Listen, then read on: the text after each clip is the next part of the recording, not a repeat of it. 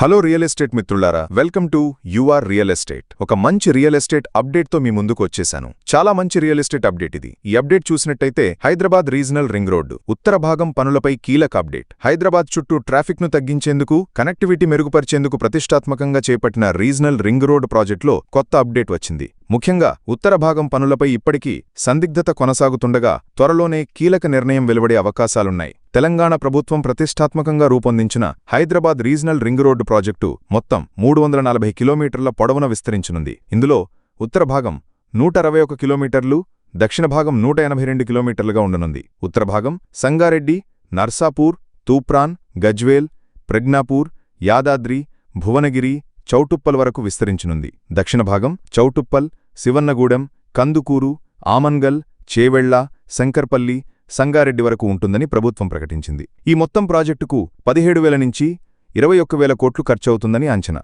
2026 నాటికి ఉత్తర భాగం, 2027, 2028 నాటికి దక్షిణ భాగం పూర్తి చేయాలన్నది ప్రభుత్వ లక్ష్యం. కానీ ఇప్పుడు ఉత్తర భాగం పనులపై సందిగ్ధత నెలకొంది.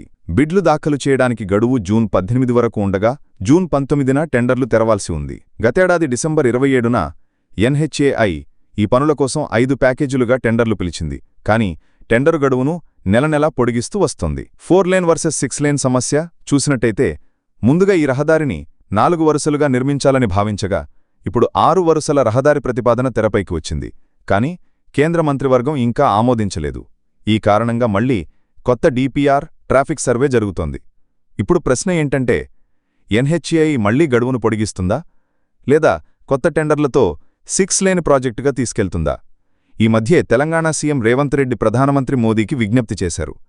ప్రాజెక్టు వేగవంతం చేయాలంటూ కేంద్రానికి కోరారు. మంత్రులతో సమావేశంలో ఈ విషయంపై చర్చ జరగనుంది. ఈ ప్రాజెక్టు పూర్తవుతే హైదరాబాద్ చుట్టూ మెరుగైన రహదారుల కనెక్టివిటీ ఏర్పడుతుంది. ట్రాఫిక్ ఒత్తిడి తగ్గి ప్రయాణాల వేగం పెరుగుతుంది. ముఖ్యంగా స్థిరాస్తి రంగం పుంజుకుని అభివృద్ధికి బలం చేకూరుతుంది. ఫైనల్గా ఇది మిత్రమా అప్డేట్. ఈ అప్డేట్ నచ్చినట్టయితే వీడియోకి లైక్ చేసి మన యూఆర్ రియల్ ఎస్టేట్ ఛానల్ని సబ్స్క్రైబ్ చేయండి. ధన్యవాదాలు.